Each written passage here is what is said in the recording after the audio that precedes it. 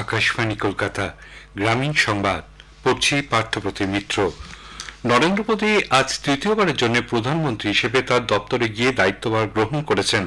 এরপরই তিনি নতুন প্রধানমন্ত্রী হিসেবে প্রথম পিএম কিষাণ সম্মান নিধি 17তম কিস্তির টাকা ছাড়ার ফাইলে স্বাক্ষর করেন। এর ফলে দেশের 9 কোটি 30 লক্ষ কৃষক উপকৃত হবেন। পিএম কিষাণ সম্মান নিধি প্রকল্পের 20,000 কোটি টাকার বেশি অনুমোদন দেওয়া হয়েছে। প্রধানমন্ত্রী বলেন, কৃষকদের কল্যাণে নবগঠিত সরকার প্রথম পদক্ষেপ গ্রহণ করল।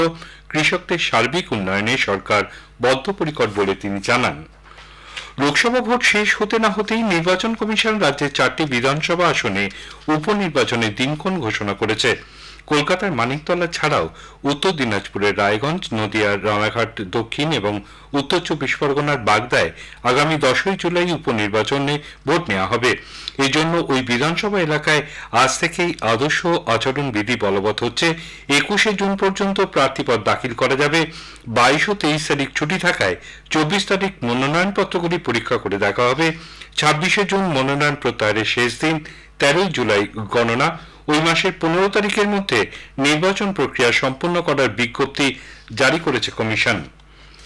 রাজ্য সরকার সমুদ্র সাথী প্রকল্পের জন্য আবেদনের সময়সীমা 15ই জুলাই পর্যন্ত বাড়ছে।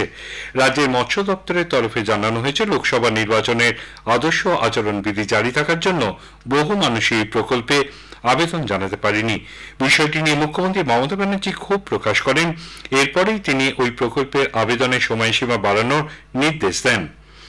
উল্লেখ্য, রাজ্যের 3 উপকূলবর্তী জেলা উত্তর 24 পরগনা, দক্ষিণ 24 পরগনা এবং পূর্ব মেদিনীপুরের সামুদ্রিক মৎস্যজীবীদের জন্য এই প্রকল্প গত এপ্রিল মাস থেকে চালু হয়েছে।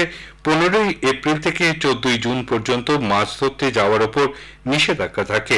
এই প্রকল্পের আওতায় এই সময় তাদের মাসে 5,000 টাকা করে মোট 10,000 টাকা অর্থ সাহায্য দেয়া হবে।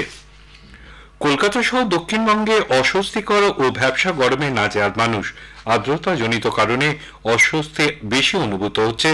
আগামী 2 দিন তাপমাত্রা আরো অন্তত 2 ডিগ্রি বাড়তে পারে দক্ষিণবঙ্গে। গতকাল বাঁকুড়া, ঝাড়গ্রাম, আসানসোল সহ দক্ষিণবঙ্গের 9টি এলাকায় তাপমাত্রা 40 ডিগ্রি ছাড়িয়ে গিয়েছিল। তাপপ্রবাহ হয়েছে অনেক জায়গায়। কলাইকুণ্ডায় তাপমাত্রা পৌঁছে গিয়েছিল 43 ডিগ্রিতে। এদিকে চলতি সপ্তাহে বৃষ্টির পূর্বাভাস দিয়েছে আবহাওয়া দপ্তর। বুধবার থেকে দক্ষিণের একাধিক জেলায় বজ্রবিদ্যুৎ সহ বৃষ্টি হতে পারে। উত্তরবঙ্গের 2 জেলা জলপাইগুড়ি, আলিপুরদুয়ারে আগামী বুধবার পর্যন্ত ভারী থেকে অতি ভারী বৃষ্টির কমলা সতর্কতা জারি করা হয়েছে।